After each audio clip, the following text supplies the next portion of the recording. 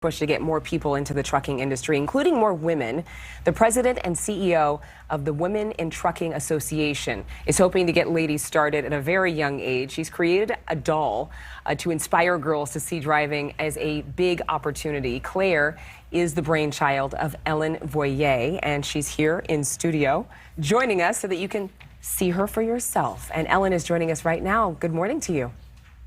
Good morning. Thank you so much for having me on. Absolutely. I know we spoke, I think, a couple of weeks ago now. But again, a lot of young girls. I talked to one driver today. She'd been dreaming of driving a big rig since she was so young, and she's finally doing it. Has it been easy to convey to young women that truck driving can be seen as a viable career? You know, in the past, it wasn't. In the past, women just didn't consider themselves in a truck. And they'd see a truck going down the road and never even occurred to them that they could do it. But I think through our efforts, I know that through our efforts over the past 15 years, telling drivers stories. Allison Hay, who you just interviewed, a Walmart driver, is a good friend of mine, and she's on our image team.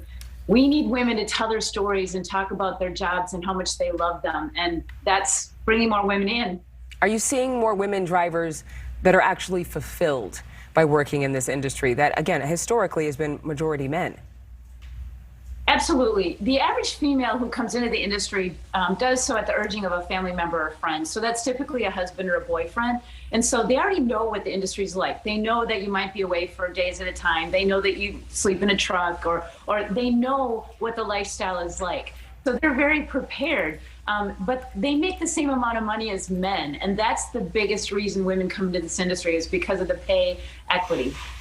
Pay equity is important. Are there any things that you would want to warn a woman about if she was considering this as a serious profession? Well, first of all, I'd say ask a lot of questions. Don't just, make sure you know what truck driving school to go to, because there's a lot of schools out there. Ask a lot of questions, and then ask a lot of questions about what carrier you want to go to.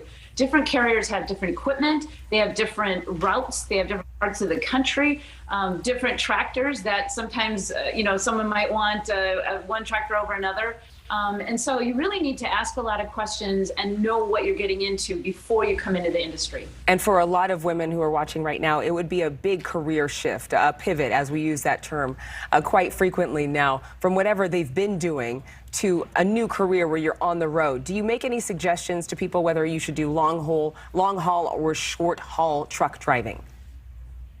Well, if you're going out with someone like a husband or boyfriend and you want to do long haul, that's fine. You're with them. But there's so many short haul opportunities. You could haul trash. You could deliver parts in the city. You could take chips, to grocery stores, or milk, do milk or fuel. There's so many jobs where you can be home every day, put your kids on the bus, watch them play ball in the afternoon. So again, you really need to ask a lot of questions and find out what carriers are offering before you make those decisions.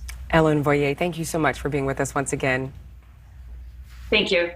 Let's get to the weather right. Thank you so much for watching. Make sure to click on the red subscribe button below so you can get more of NewsNation's fact-driven, unbiased coverage.